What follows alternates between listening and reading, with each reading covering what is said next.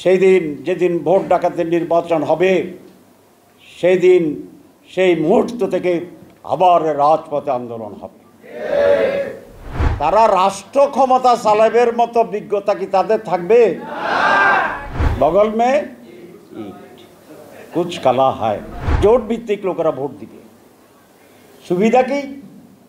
এক নম্বর সুবিধা হচ্ছে কেন্দ্র দখলের জন্য অস্ত্রবাজি হবে না। কারণ যিনি অস্ত্র ব্যবহার করেন উনি জানে যে উনি অস্ত্র ব্যবহার করলেও অস্ত্র মামলার আসামি হবে, কিন্তু এমপি হওয়ার সম্ভাবনা কম। বেশি টাকাও খরচ হবে না, কারণ সে জানে টাকা খরচ করে তার নিজের কোনো এখানে সুবিধা হচ্ছে না। জোর জবরদস্তি ভোটও নিয়ে আসবে না, কারণ সে তো হবে না। একটা ফেয়ার ইলেকশন হবে, এনভায়রনমেন্ট হবে, উৎসবমুখর হবে। তো যারা এবং সমস্ত ভোটের মূল্য হবে, আপনি 48% পাইছেন, এটা যোগ হবে। আরেকজন 52% পাইছে, এটাও যোগ হবে। সারা দেশের মানুষ একটি দলকে কত লোকে চায় এটার বুঝেই সেই প্রপোর্শনে পার্লামেন্টে সংখ্যা নির্ধারণ হবে। এটা আপনারা বুঝছেন না বুঝেন নাই? বুঝছেন আপনারা? তো যারা এই জিনিসটা বুঝে না, তারা রাষ্ট্র ক্ষমতা চালাবের মতো বিজ্ঞতা কি তাদের থাকবে? এবং সেই কারণেই তো বাংলাদেশ 54 বছরে বারবার ধাক্কা খাইতেছে। তাইলে নিয়ত ভিন্ন, নিয়ত ভিন্ন। মুখ মে শেখ ফরিদ, বগল মে ইট, কুছ কালা হয়। ঠিকই বুঝছেন আপনি, কুছ কালা হয়। তাহলে বাংলাদেশে কি আবার সেই আওয়ামী জাহিলিয়াতের দিকে আমরা যেতে চাই?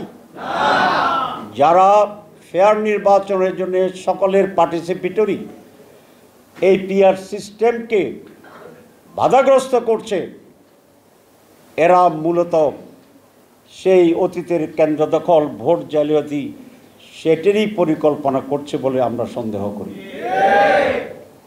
নির্বাচন যদি সুষ্ঠু না হয়, সঠিক না হয়, বাংলাদেশ এক মহা বিপর্যয়ের দিকে চলে যাবে। আন্দোলন আর আন্দোলন, হাসিনার বিরুদ্ধে এত আন্দোলন, এত সংগ্রাম করে আমরা একটা নতুন পরিস্থিতি তৈরি করেছি। আবার ভোট ডাকাতের নির্বাচন, সেই দিন যেদিন ভোট ডাকাতের নির্বাচন হবে সেই দিন সেই মুহূর্ত থেকে আবার রাজপথে আন্দোলন হবে। তাহলে আপনারা কেন আন্দোলনের জন্য সেই পরিস্থিতি তৈরি করছেন?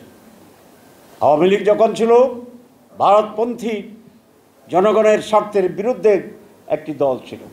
আমরা তো এখন যারা আছি সকলেই এন্টি আওয়ামী লীগ। সুতরাং আসুন আমরা আলোচনা করি, পিআর নিয়ে আলোচনা করি। আপনি বুঝেন না বললে তো চলবে না। আমরা যারা বুঝি তো তাদেরটা কি হবে? আসেন আলোচনা করেন। যারা পিআর চাচ্ছেন না আসেন, আমরা যারা পিআর চাই আসেন। আসার পরে যেটা কল্যাণকর হয় সেটাই তো আমরা গ্রহণ করব দেশের জন্য। ঠিক আছে কি না? যদি আপনারা প্রমাণ করতে পারেন যে এই system Uttam, will accept it.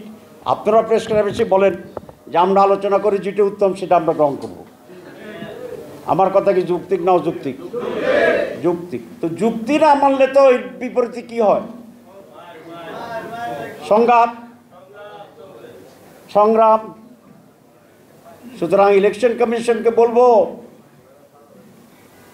PR পদ্ধতিকে সামনে রেখে নির্বাচনের রোডম্যাপ ঠিক করেন।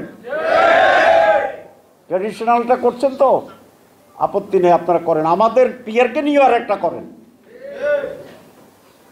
আমি সরকারকে আবেদন জানাবো, আপনি এক বিশাল রক্তর সাগর সাঁতরিয়ে অনেক লাশের উপরে পা রেখে আমরা এখানে আসছি।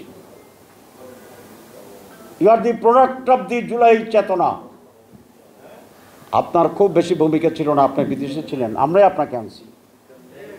সুতরাং এটা আপনার দায়িত্ব। আপনি মাঝে মধ্যে যেটা শুনি যে কোনো রকমে বাঁচতে চান, চলতে চান না, আপনি যাইতে পারবেন না, যাইতে পারবেন না। আপনাকে এই দেশকে ঠিক করে যেতে হবে।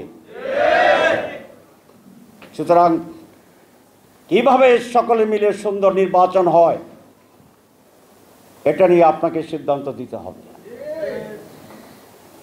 2 নম্বর হচ্ছে, আমি বলেছি সংস্কার।